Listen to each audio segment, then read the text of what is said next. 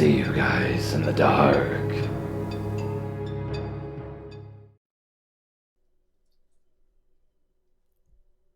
I work in a legal brothel in Australia. I'm fairly hush-hush about my work, but my family know what I do. I'm an Italian Aussie.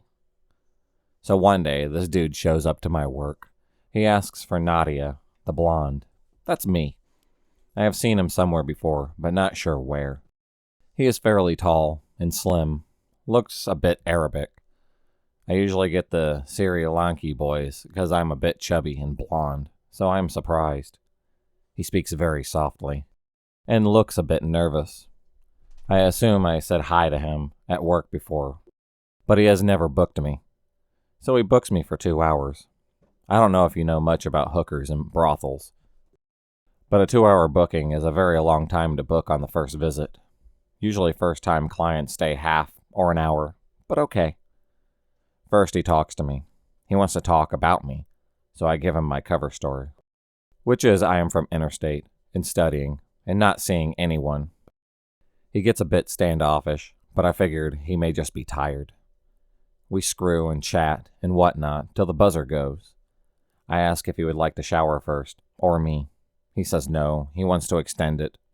Okay, fine. I start to feel a bit uneasy, but go with it. Get back into it, and he starts telling me about how he knows where I used to work. I thought he meant another brothel, but no, he means my vanilla job. He starts saying weird shit, so I call him out on it, and he admits that he has found my real, non-hooker Twitter account, looking through everything, and realized who I was, and had been reading it for weeks just trying to find out where I lived so that he could come visit me. I have never put my full name on Twitter, so I figured that I am okay. But he tells me if I lie again, he will know because he has been reading my Twitter. He accuses me of not being Italian because I can't speak the language.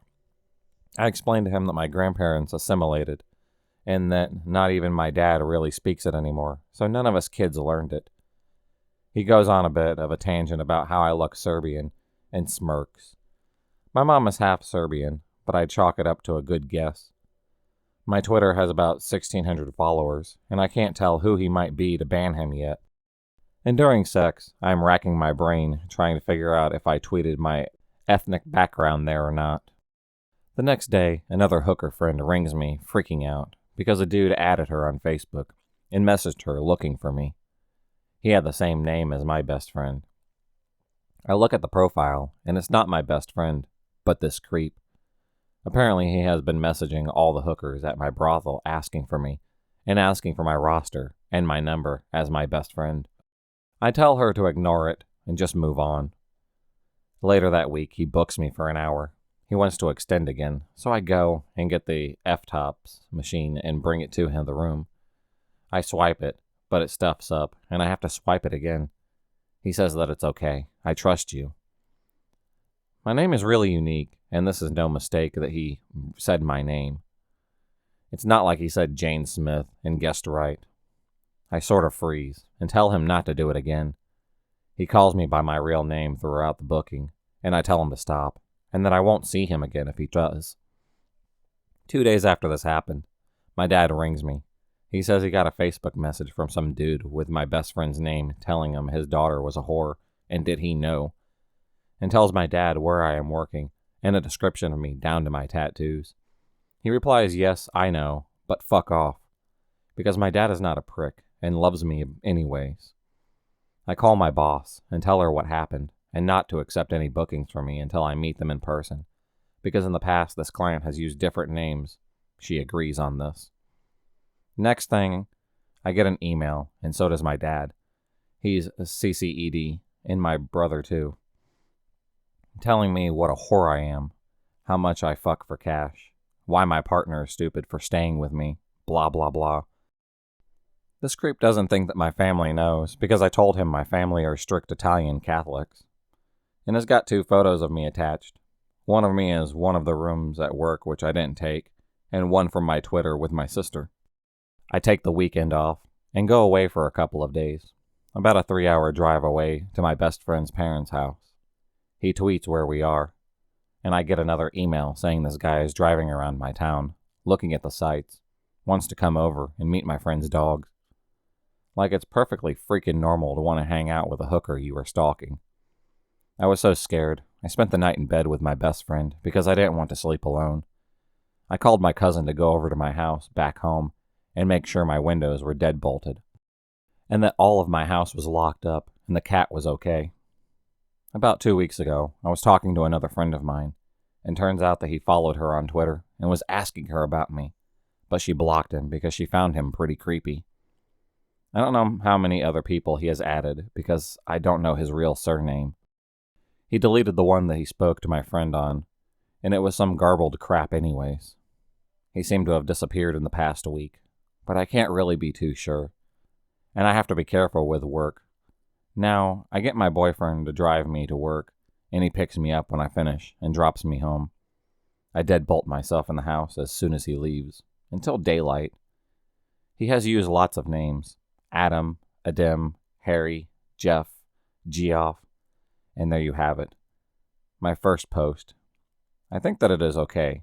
Unfortunately, in my job, I get some super creepy dudes.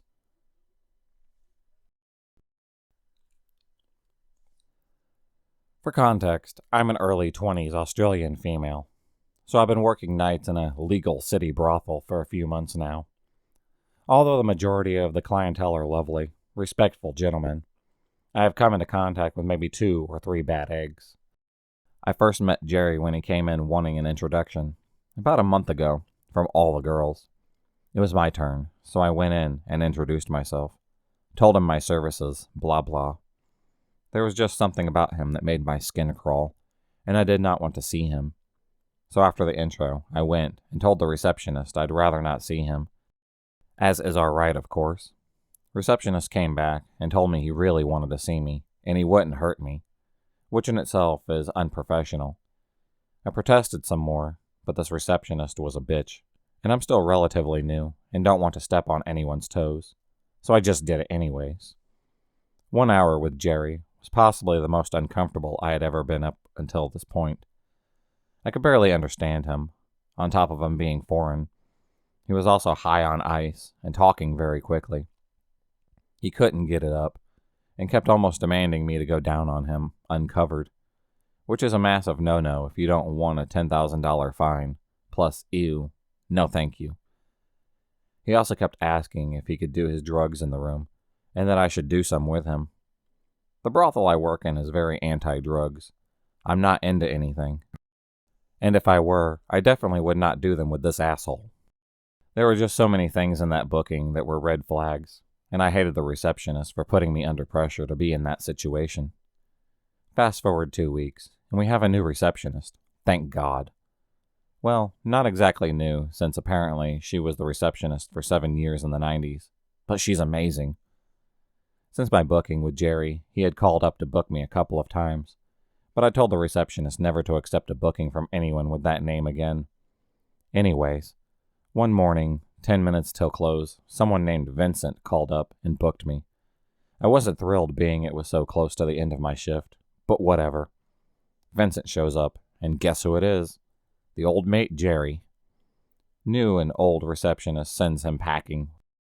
And when I asked how she knew, she said Jerry was coming here causing trouble since the 90s. Why don't they just ban this dude? End of my shift comes, and I order a cab to the front of my work to take me home. Cab pulls up. I run out the front door to the street and jump in, tell the driver my address, and off we go. I don't know what it was. I just had this freaking awful gut feeling. I kept looking behind me through the back window, and I saw a large silver car that was, for some reason, I knew that it was Jerry behind the wheel. At a set of traffic lights, my heart basically jumped out of my chest when I saw his face staring at me from the silver car beside my taxi. I didn't know what to do. My partner was at home, passed out asleep, and he keeps his phone on silent. We continue driving along, and Jerry is now behind us. He'd back off a bit, so about 20 meters behind. The cab driver hadn't noticed anything. I have yet to say anything either, as I kept telling myself I was just seeing things. Surely Jerry can't be this crazy. Finally, we pull into my street, and I thought everything was going to be all right. And then nope, he's pulling in after us. Finally, I was going to say something. We're being followed. Shit, miss. What do you want me to do? Please go back out and drive around for a while. So the driver turns into this car park bit on the side of a street. Jerry can't see us in here, so I slide down in the back seat and don't look up as we do a U-turn and drive right past him. He must have thought that I'd gotten out in the car park and hidden, because we got back, he wasn't there anymore. I thanked the driver profusely, paid him, and ran to my building. Once home, I texted the work phone and told them everything.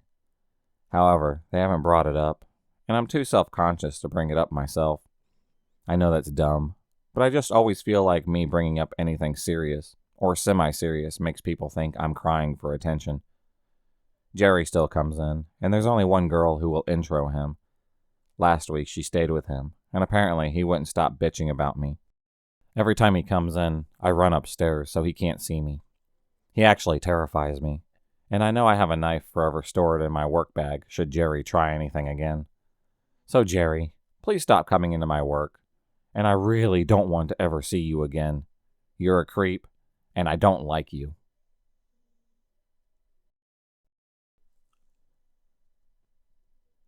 I work at a small coffee shop where I often close alone with maybe 1 or 2 customers at the end of the night. There is a man who will come in with his older wife. They are both about 60, and sit on their computers all day using the Wi-Fi, not talking to each other. I love the internet too, but damn. They buy a 1.01-day-old donut and then just sit.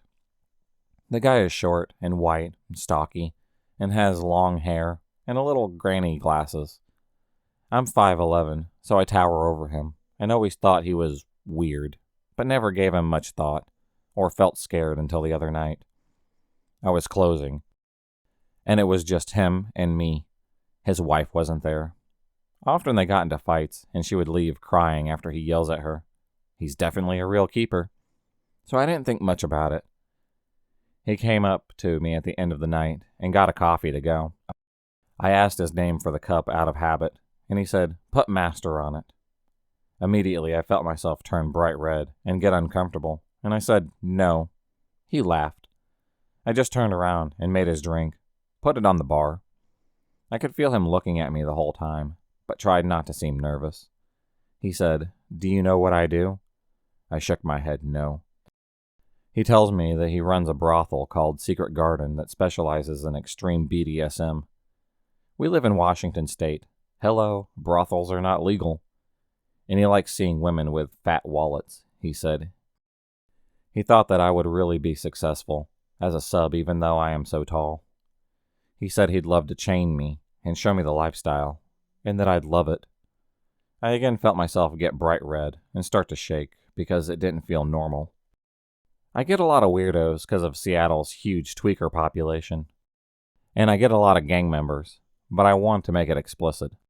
This didn't feel right. It felt scary, and my intuition was screaming, no, even though BDSM doesn't freak me out. I told him I needed to close early. I followed him out and locked the door behind him, but not before he winked at me and was clearly getting off at my discomfort. I had such a strong feeling that I told one of the cops that comes in frequently, who I am close with.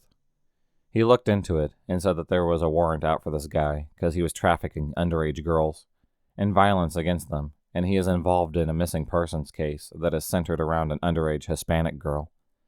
He hasn't been back, but as soon as I see him, or his incredibly weird and distant van, I'm supposed to call 911 ASAP. Mr. BDSM brothel man, I really don't want to see you, even if you'll fill my panty pockets. Yes, tragically, that is a direct quote that he has told me. I hope the little girl is found safe soon. By the way, she happens to be 13. If you enjoyed this video, please subscribe, like, and hit the bell for notifications on future videos, and become a stalker of the night. And I'll see you next time.